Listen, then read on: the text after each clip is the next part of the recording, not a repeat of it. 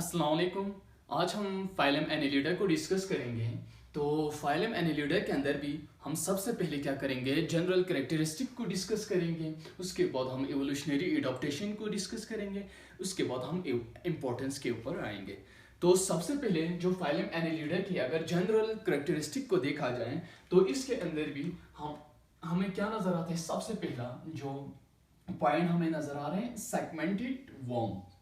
अब segmented means इसकी जो बॉडी क्या है, सेगमेंट की फॉर्म में है। ठीक है, किस तरह? अब यहाँ पे देखें, यहाँ पे क्या है, अर्थ फॉर्म की हमने स्ट्रक्चर बनाया हुआ और ये हमारे पास क्या है, नेरिस है। ठीक है, ये क्या है, नीचे वाला नेरिस है और ये हमारे पास क्या है, अर्थ वर्म। अब आपको इनकी जो बॉडी है वो सेगमेंट की फॉर्म में नजर आ रही है। दोनों की बॉडी किस फॉर्म में, इस तरह सेगमेंट की फॉर्म में। ठीक है, अब यहां पे भी देखिए पूरा बॉडी सेगमेंटेड है और यहां पे भी क्या है, पूरा बॉडी सेगमेंटेड है। अब इट मीन जो फर्स्ट पॉइंट है हमारे पास, जो फाइलम एनालिडा के अंदर जितने भी एनिमल्स आते हैं उनकी बॉडी क्या है, सेगमेंटेड है। ठीक हो गया। अब हमने बहुत सारे फाइलम को डिस्कस किया है और एनिमल्स को डिफरेंट फाइलम्स के अंदर क्या किया है, कैटेगराइज किया हुआ है। अब डिफरेंट फाइलम के अंदर कैटेगराइज करने का मतलब ये है कि उनके अंदर जो कैरेक्टरिस्टिक होगा क्या होगा, वो डिफरेंट होगा। ठीक है, कुछ कैरेक्टरिस्टिक में वो एक दूसरे से डिफर करता है, जिसकी वजह से उनको क्या किया है, डिफरेंट फाइलम के अंदर क्लासिफाई किया गया है। अब यहाँ पे जो एनालिडा की अगर जनरल कैरेक्टरिस्टिक में हमने सबसे पहले हमें क्या नजर आया, इसकी जो बॉडी है, इसकी जो बॉडी है वो क्या होते हैं, सेगमेंटेड होते हैं। अब दूसरा इनकी क्या है, कैरेक्टरिस्टिक फ्री लिविंग। ठीक हो गया, एक कैरेक्टरिस्टिक। बाकी जो फाइलम के अंदर भी क्या था, कैरेक्टरिस्टिक फ्री लिविंग था और यहाँ पे भी क्या है, फ्री लिविंग। अब फ्री लिविंग को हमने बहुत बार डिस्कस किया है। ठीक है, अब नेक्स्ट पॉइंट है हमारे पास, ये इसकी जो रहने की जगह। सबसे पहला क्या है, ये सॉइल के अंदर भी रहता है, फ्रेश वाटर के अंदर भी रहता है और मैरीन वाटर के अंदर भी रहता है। अब जो एनालिडा के अंदर डिफरेंट स्पीशीज आता है, तो जो स्पीशीज की रहने की जगह भी डिफरेंट है। अब सबसे पहला अगर ये अर्थ वर्म की बात की जाए, ठीक है, अर्थ वर्म को अगर देखा जाए तो ये कहाँ पे पाया जाता है, सॉइल के अंदर पाया जाता है। ठीक है, यानी कि मिट्टी के अंदर पाया जाता है। और यहाँ पे हम नेरिस की बात की जाए तो ये मैरीन वाटर के अंदर रहते हैं। ठीक है, इसकी रहने की जगह, हैबिटेट क्या हो गया, found in soil, fresh water and marine. अब नेक्स्ट पॉइंट में कहता है कि इनकी जो बॉडी है वो सेगमेंटेड तो है लेकिन मेटामेरिकली सेगमेंटेड है। इनकी जो बॉडी है वो किस फॉर्म में है, मेटामेरिकली सेगमेंटेड। अब सबसे पहला हम यहां पे एक वर्ड समझेंगे, मेटामेर। ठीक है, मेटामेर। अब मेटामेर, अब यहां पे आपको क्या नजर आ रहा है, छोटे छोटे जो टुकड़े के फॉर्म में नजर आ रहे हैं, यानी कि सेगमेंट नजर आ रहे हैं। या हम क्या कह सकते हैं, हल्के, यानी कि छोटे छोटे हल्के हल्का स्ट्रक्चर्स नजर आ रहे हैं। इसकी अगर मीनिंग में जाए तो, नहीं तो यहाँ पे छोटे छोटे सेगमेंट्स नजर आ रहे हैं। उन सेगमेंट को क्या कहते हैं, मेटामेर्स भी कहते हैं। ठीक है, मेटामेर। इसीलिए क्या कहते हैं, इनकी जो बॉडी है उनकी जो सेगमेंट को क्या कहते हैं हम, क्या, मेटामेरिकली सेगमेंटेड है। किसकी बॉडी, फाइलम एनालिडा के अंदर जितने भी जो स्पीशीज आते, चाहे वो अर्थवर्म हो चाहे वो नेरिस हो। ठीक, अब नेक्स्ट पॉइंट में कहता है कि इनकी जो बॉडी कैविटी है या ट्रू सीलोम। ठीक है, सीलोम की जो मीनिंग क्या है, वो कैविटी। ठीक है, अब इनकी जो बॉडी कैविटी के अंदर ना फॉल्स कैविटी होती है ना ही कैविटी एब्सेंट होती है, बल्कि क्या होते हैं, इनकी जो कैविटी होती है वो ट्रू कैविटी होते हैं और ट्रू सीलोम इनके बॉडी के अंदर पाया जाता है। ठीक है, अब इनकी जो बॉडी के अंदर, जो सीलोम के अंदर क्या होता है, एक फ्लूइड होता है, फ्लूइड। ठीक है, फ्लूइड जिसको क्या कहा जाता है, सीलोमिक फ्लूइड। अब ये सीलोमिक फ्लूइड क्या करता है, इन जो एनिमल्स के अंदर अर्थवर्म वगैरह के अंदर, नीरिस वगैरह के अंदर एज अ हाइड्रोस्टैटिक स्केलेटन के तौर पर काम करता है। हाइड्रोस्टैटिक स्केलेटन को भी हमने पहले डिस्कस किया है। अब यहाँ पे हम फिर एक बार फिर से रिपीट करेंगे। जो हाइड्रोस्टैटिक स्केलेटन है, यहाँ पे क्या है, फ्लूइड है। अब ये जो फ्लूइड क्या कर रहे हैं, एक्ट एज अ स्केलेटन के तौर पर काम कर रहे हैं, यानी कि बॉडी को शेप देने में, बॉडी की प्रोटेक्शन के लिए यहाँ पे फ्लूइड एज अ स्केलेटन के तौर पर काम कर रहे हैं। जिस तरह हमारे बॉडी के अंदर क्या है, बोन्स है, अब यहाँ पे फाइलम एनालिडा के अंदर क्या है, फ्लूइड्स नजर आ रहे हैं। तो हम उसको क्या कहेंगे, हाइड्रोस्टैटिक स्केलेटन। हाइड्रोस्टैटिक स्केलेटन, ठीक हो गया। इनके अंदर जो फ्लूइड है, सीलोम के अंदर जो सीलोमिक फ्लूइड है, वो एक्ट एज हाइड्रोस्टैटिक फ्लूइड के तौर पर या हाइड्रोस्टैटिक स्केलेटन के तौर पर ये क्या करता है, फंक्शन परफॉर्म करता है। अब बॉडी मसल की बात की जाए तो इनके अंदर एक है लॉन्गिट्यूडनल मसल, दूसरा सर्कुलर मसल, ठीक।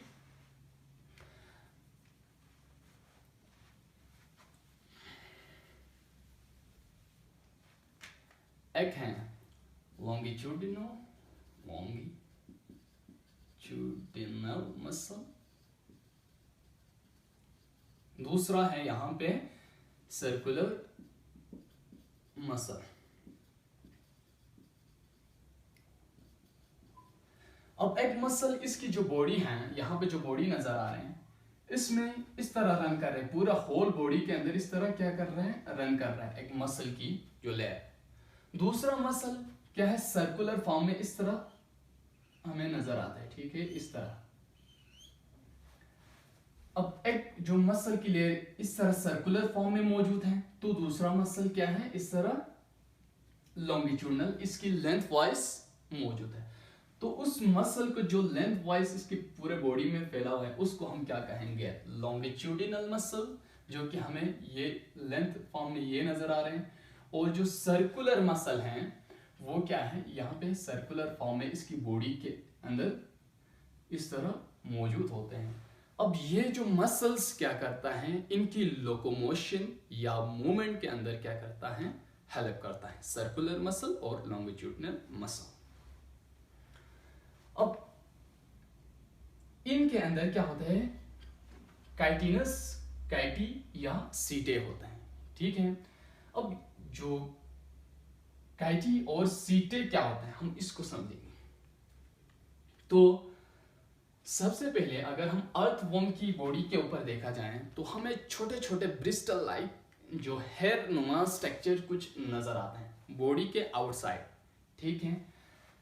अब यहाँ पे हमने छोटे छोटे ब्लैक से जो स्ट्रक्चर शो किया है पूरे बॉडी की सेगमेंट्स के अंदर, ठीक है। यहाँ पे जितने भी जो मेटामेर्स या सेगमेंट्स हमें नजर आ रहे हैं, इन सब के ऊपर हमने क्या शो किया हुआ है, छोटे छोटे यानी कि स्ट्रक्चर्स, यानी कि हेयर लाइक हमने स्ट्रक्चर यहाँ पे शो किया।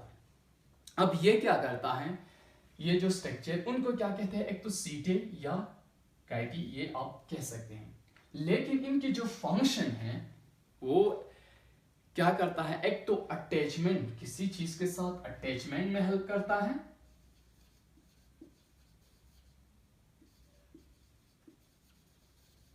तो दूसरा इनको मूवमेंट में हेल्प करता है, ठीक है। ये किसके अंदर पाया जाता है, अर्थवर्म के अंदर पाया जाता है। ये क्या करता है, एक तो अटैचमेंट के अंदर हेल्प करता है, दूसरा मूवमेंट के अंदर। अब कोई आपसे पूछते हैं कि सीटें क्या है, तो सीटें अर्थवर्म की बॉडी के आउटसाइड पे हेयर लाइक या ब्रिस्टल लाइक कुछ स्ट्रक्चर्स मौजूद होते हैं, जो कि क्या करता है, अर्थवर्म को किसी चीज के साथ अटैच होने या उसकी मूवमेंट में हेल्प करता है। उस चीज का नाम क्या कहते हैं, सीटे कहा जाता है, ठीक हो गया। अब नेक्स्ट पॉइंट आता है पेरापोडिया। अब ये पेरापोडिया अर्थवर्म के अंदर मौजूद नहीं होते, लेकिन ये नीरिस के अंदर पाया जाता है, ठीक है। अब ये जो नीरिस के अंदर कुछ अपेंडेजेस लाइक स्ट्रक्चर हैं बॉडी के आउटसाइड पे, ठीक है। अब यहाँ पे आपको नजर आ रहे हैं छोटे छोटे स्ट्रक्चर्स, यहाँ पे भी ये इस स्ट्रक्चर की निस्बत काफी बड़े भी होते हैं और थिक भी होते हैं। अब ये क्या करता है, ये जो स्ट्रक्चर हैं, जो नीरिस है, उनको मेरीन वाटर के अंदर किस चीज के अंदर हेल्प करता है, स्विमिंग के अंदर। ठीक हो गया। अब यहाँ पे जो हमारे पास सीटे किस चीज में हेल्प कर रहा था अर्थवॉर्म को, एक तो अटैचमेंट में, दूसरा मूवमेंट में। जबकि यहाँ पे नीरिस के अंदर, यहाँ पे हमने पेरापोडिया लिखा हुआ ना, ये जो पेरापोडिया किस चीज के अंदर हेल्प करता है, स्विमिंग के अंदर। ठीक हो गया, क्योंकि ये कहाँ पे पाया जाता है, नीरिस मेरीन के अंदर पाया जाता है, इसलिए ये जो पेरापोडिया है वो स्विमिंग के अंदर हेल्प करता है।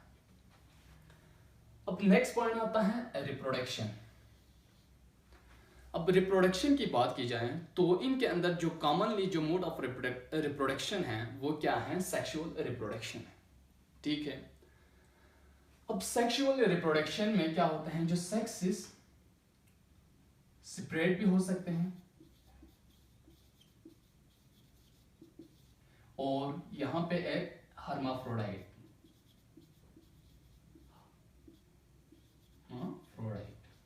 जो सेपरेट जिसके अंदर होता है उसके अंदर नीरिस आता है। ठीक है। अब नीरिस के अंदर क्या होगा, जो सेक्सेस होगा वो सेपरेट होगा और जो अर्थवॉर्म है वो क्या होगा, हर्माफ्रोडाइट होगा, जिसकी एक ही बॉडी होगा, उसी के ऊपर मेल और फीमेल रिप्रोडक्टिव सिस्टम मौजूद होता है। अब ये हो गया रिप्रोडक्शन की बात। तो यहां पे फर्टिलाइजेशन की बात की जाए तो इनके अंदर जो फर्टिलाइजेशन क्या होगा, एक्सटर्नल फर्टिलाइजेशन। ठीक है। एक फर्टिलाइजेशन होता है इंटरनल फर्टिलाइजेशन, जो कि इनसाइड द बॉडी होते हैं, और जो आउटसाइड द बॉडी जो फर्टिलाइजेशन होते हैं उसको क्या कहते हैं, एक्सटर्नल फर्टिलाइजेशन कहते हैं। और जो फाइलम एनेलिडा के अंदर जो फर्टिलाइजेशन का प्रोसेस होगा वो क्या है, एक्सटर्नल फर्टिलाइजेशन होगा। अब यहाँ पे डेवलपमेंट, यहाँ पे दो डेवलपमेंट की हम बात करेंगे। ठीक है। तो एक है हमारे पास डायरेक्ट डेवलपमेंट, ठीक, एक है इनडायरेक्ट डेवलपमेंट। अब डायरेक्ट डेवलपमेंट क्या है, इनडायरेक्ट डेवलपमेंट क्या है, हम यहाँ पे समझेंगे। तो सबसे पहले अगर डायरेक्ट डेवलपमेंट की बात की जाए,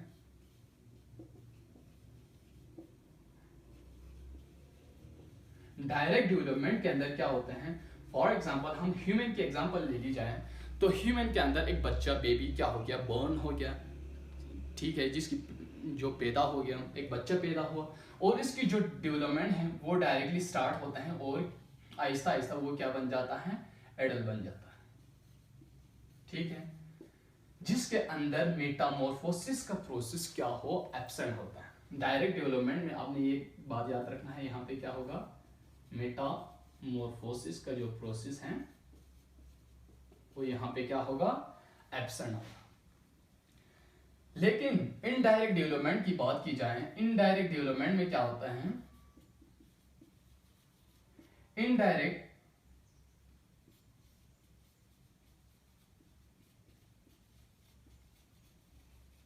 डेवलपमेंट के अंदर अब एक है, ठीक है, एक हैच हो गया, हैच होने के बाद उससे लार्वी बन गया, लार्वी से पीपा, पीपा से एक एडल्ट बनता है। मीन्स उनके अंदर क्या होता है, मेटामॉर्फोसिस का प्रोसेस होता है, जिनके अंदर मेटामॉर्फोसिस के प्रोसेस से जो लार्वी, एक से लार्वी बनता है और वो आगे उसकी डेवलपमेंट, फर्दर डेवलपमेंट होके क्या बनता है, एडल्ट बनता है। उस प्रोसेस को हम क्या कहेंगे, इनडायरेक्ट डेवलपमेंट। उस डेवलपमेंट को क्या कहेंगे, इनडायरेक्ट डेवलपमेंट। ठीक हो गया। अब ये दोनों डेवलपमेंट क्या होता है, फाइलम एनेलिडा के अंदर पाया जाता है। अब रीजनरेशन, ठीक है, रीजनरेशन की बात की जाए तो फॉर एग्जांपल कोई स्पीशीज है, ठीक है, इसका ये वाला हिस्सा क्या हो गया, थोड़ा सा ये कट गया, कटने के बाद ये क्या करता है, दोबारा से इस रीजन को बनाता है, फिर से उस प्रोसेस को हम क्या कहते हैं, रीजनरेशन कहते हैं। ठीक है। एक हिस्सा कट गया था वो दोबारा से बन गया, उस प्रोसेस को हम रीजनरेशन कहेंगे। और इन जो फाइलम एनेलिडा के अंदर ये कैपेसिटी होते हैं वो क्या कर सकते हैं, रीजनरेशन का प्रोसेस कर सकते हैं। ठीक। अब यहाँ पे जो डेवलपमेंट के अंदर हमने एक बात करना था, ट्रोकोफोर लार्वी। अब इनकी जो लार्वी हैं उनको क्या कहते हैं, ट्रोकोफोर लार्वी कहते हैं। ठीक है, अब अर्थवर्म की हमें यहाँ पे एक स्ट्रक्चर नजर आ रहे हैं। ये क्या है, यहाँ पे थोड़ा सा बड़ा सा एक सेगमेंट जो कि सेगमेंटेड फॉर्म में मौजूद नहीं है उसकी बॉडी। ठीक है, यहाँ पे एक रीजन है जो कि सेगमेंट के फॉर्म में मौजूद नहीं है, उसको क्या कहते हैं, क्लिटिलम। अब ये जो क्लिटिलम है, यहाँ पे ये नेर होते हैं हेड के करीब होते हैं as compare to tail region की निस्बत ये हेड रीजन के क्या होते हैं, करीब होते हैं। और ये जो 14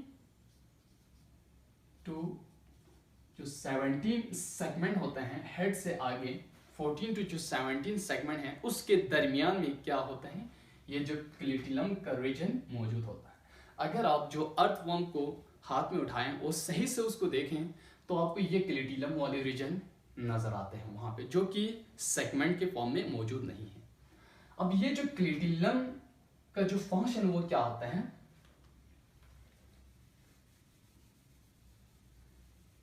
ये क्लिटिलम एक विसिड सेक यानी क्या करता है, विसिड सेक की सेक्रीशन करता है। विसिड सेक मीन्स यहां पे आप विसिड निकला है विस्कस से। ठीक, अब विस्कस भी कह सकते हैं, विस्कस एक सेक यानी सेक्रेट करता है कौन, क्लिटिलम। और उस सेक के अंदर क्या पाया जाता है, एग पाया जाता है। ठीक है, ये याद रखना। इस क्लिटिलम की जो फंक्शन है वो क्या हो गया, एक विसिड सेक ये क्या करता है, सेक्रेट करता है और उसके अंदर क्या मौजूद होता है, एग मौजूद होता है। अब नेक्स्ट पॉइंट हमारे पास आता है एवोल्यूशनरी अडॉप्टेशन। अब एवोल्यूशनरी अडॉप्टेशन में इसमें भी सबसे पहले हम किस चीज को डिस्कस करेंगे, डाइजेशन। अब डाइजेशन कहाँ पे होगा, डाइजेस्टिव सिस्टम के अंदर होगा। तो इनके अंदर भी क्या है, कंप्लीट डाइजेस्टिव सिस्टम मौजूद है। अब कंप्लीट डाइजेस्टिव सिस्टम मींस इनके अंदर भी क्या होता है, एनस और माउथ दोनों पाए जाते हैं, जिसके अंदर एक ही ओपनिंग जैसे कि माउथ मौजूद हो तो हम उसको क्या कहते हैं, इनकम्प्लीट डाइजेस्टिव सिस्टम। अब इनके अंदर जो डाइजेस्टिव सिस्टम है वो कंप्लीट एक डाइजेस्टिव सिस्टम है जिसके अंदर क्या है, एनस भी मौजूद है, एनस और माउथ दोनों इनके अंदर मौजूद होता है। ठीक है, अब इनके अंदर जो रिस्पायरेशन की बात की जाए तो रिस्पायरेशन वो क्या करता है, उनकी जो बॉडी क्या होता है, मॉइस्ट होता है। ठीक है, अब उस बॉडी के जो स्किन के थ्रू ये क्या करता है, रिस्पायरेशन का प्रोसेस करता है। मॉइस्ट बॉडी के थ्रू ये क्या करता है, रिस्पायरेशन का प्रोसेस करता है। रिस्पायरेशन मींस गैसियस एक्सचेंज की जो प्रोसेस को हम क्या कहते हैं, रिस्पायरेशन कहते हैं, सिंपल। अब ट्रांसपोर्ट की बात की जाए तो इनके अंदर जो ट्रांसपोर्ट सिस्टम, सर्कुलेटरी सिस्टम क्या होता है, क्लोज यानी कि सर्कुलेटरी सिस्टम होता है। अब क्लोज सर्कुलेटरी सिस्टम के अंदर क्या होता है, जो ब्लड है वो कहाँ पे रहता है, ब्लड वेसल्स के अंदर रहता है। हार्ट पंप करता है, ठीक है, हार्ट।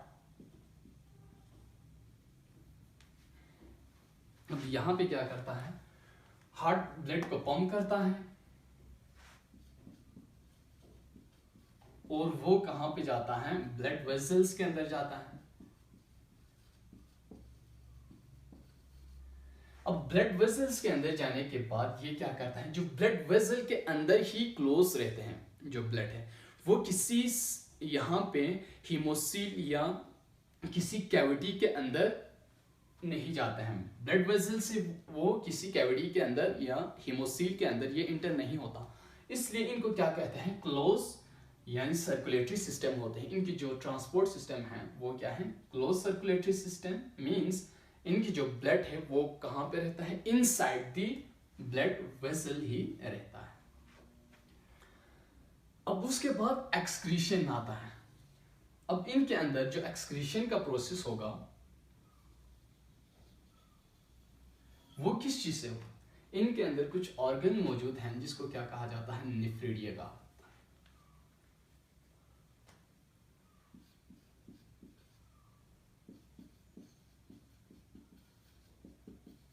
ये जो नेफ्रिडिया क्या है, act as a what excretory organ के तौर पर एक्ट करता है फाइलम एनिलिडा के अंदर। अब जो नेफ्रिडिया है उसके ऊपर ये क्या है, इसके ऊपर कुछ हेयर लाइक स्ट्रक्चर मौजूद होते हैं, यानी कि सीलिया। इसके ऊपर क्या मौजूद होता है, सीलिया मौजूद होता है। और ये बॉडी के हर सेगमेंट के अंदर, हर मेटामेर या सेगमेंट के अंदर पाया जाता है क्या, नेफ्रिडिया। और इस नेफ्रिडिया की हेल्प से इनके अंदर क्या होगा, जो एक्सक्रीशन का प्रोसेस होता है, ठीक है, फाइलम एनिलिडा के। अब एक्सक्रीशन के बाद इनके अंदर जो नर्वस सिस्टम की बात की जाए तो इनके अंदर क्या होता है, nervous system, proper nervous system, इनके अंदर सेंट्रल नर्वस सिस्टम मौजूद होता है।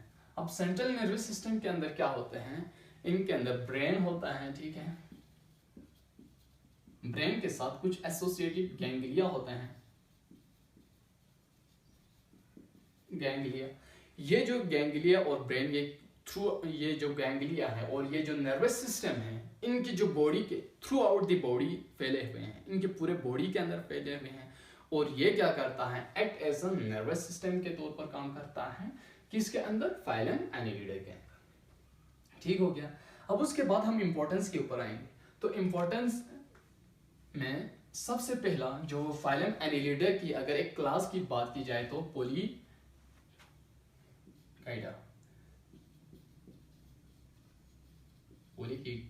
भी कहते हैं, ठीक है।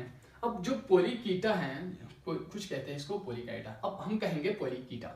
अब ये जो पोलीकीटा है उसके अंदर जितने भी जो वर्म्स आते हैं उनको हम क्या कहते हैं, पोलीकीड्स कहेंगे, ठीक है। इनके अंदर जितने भी जो वर्म्स आते हैं उनको हम क्या कहेंगे, पोलीकीड्स। अब जो पोलीकीड्स हैं वो एज अ फूड आइटम के तौर पर इस्तेमाल करता है, फूड आइटम के तौर पर इस्तेमाल करता है कौन, एडिबल फिश, एडिबल फिश। अब जो एडिबल फिश, जो फिश हम खाते हैं, जो मछलियां हम खाते हैं, वो मछलियां क्या करते हैं, ये जो पोलीकीड्स हैं उसको अपने खुराक के तौर पर, अपने सोर्स ऑफ फूड के तौर पर क्या करते हैं, इस्तेमाल करते हैं। सबसे पहला जो इंपॉर्टेंस। सेकंड, जो अर्थवर्म, फॉर एग्जांपल यहाँ पे हमने अर्थवर्म, ठीक है, ये अर्थवर्म की डायग्राम, ये अर्थवर्म क्या करता है, सॉइल इंप्रूवमेंट, ठीक है। सॉइल इंप्रूवमेंट मींस सॉइल की फर्टिलिटी को ये क्या करता है, बढ़ाता है। उस प्रोसेस को हम क्या कहते हैं, सॉइल इंप्रूवमेंट। वो कौन करता है, अर्थवर्म करता है। तो इसकी इंपॉर्टेंस हो गई, ठीक है ये। अब लास्ट पॉइंट हमारे पास है लीच। अब लीचेस भी इसके अंदर आता है, इसी फाइलम एनिलिडा के अंदर आता है। और जो लीचेस हैं वो एक्टोपैरासाइट के तौर पर एक्ट करता है। और इन जो लीचेस के हवाले से ये भी कहा जाता है, ये जो लीचेस अगर हमारे बॉडी या हमारे हाथ को बाइट या हमारे किसी बॉडी पार्ट को क्या करें, बाइट करें, तो क्या हो सकते हैं, इससे ब्लीडिंग का प्रोसेस बहुत ज़्यादा होगा, ब्लीडिंग का प्रोसेस बहुत ज़्यादा होगा। और ये एक्ट एज अ एक्टोपैरासाइट किसके अंदर, मैन और केटल्स वगैरह के अंदर एक्ट करता है, ठीक है। अब फॉर एग्जांपल इसने बाइट किया या केटल को या किसी ह्यूमन को इसने बाइट किया, तो क्या होता है, इसकी जो सलाइवा है, सलाइवा के अंदर क्या होता है, सलाइवा क्या एक्ट एज एंटीकोगुलेंट के तौर पर काम करता है। अब एक्ट एज एंटीकोगुलेंट मींस जो जब ये बाइट करेगा तो ब्लीडिंग होगा, ठीक है। अब ब्लीडिंग होगा तो ब्लड क्लॉटिंग के प्रोसेस को हमने क्या कहा था, कोगुलेशन, ठीक है। कोगुलेशन, ब्लड जो क्लॉटिंग की जो प्रोसेस को क्या कहा जाता है, कोगुलेशन कहा जाता है। अब यहाँ पे क्या होगा, ये जो ब्लीडिंग स्टार्ट हो रहे, ब्लीडिंग हो रहे हैं, ठीक है, लेकिन इनके जो सलाइवा के अंदर जो एक कैरेक्टरिस्टिक है, सलाइवा की एक कैरेक्टरिस्टिक है, वो हमने क्या कहा, एंटी कोगुलेंट के तौर पर ये क्या करता है, काम करता है। एंटी कोगुलेंट मींस ये ब्लड को क्लॉट होने नहीं देगा, ब्लड को जल्दी जमने नहीं देगा, जिसकी वजह से अगर ये बाइट करे तो ब्लीडिंग क्या होते हैं, ज्यादा देर के लिए क्या होता है, ब्लीडिंग का प्रोसेस होता है। इसीलिए लीच को क्या कहा जाता है, एक्टोपैरासाइट कहा जाता है, ठीक हो क्या। तो यहां तक थी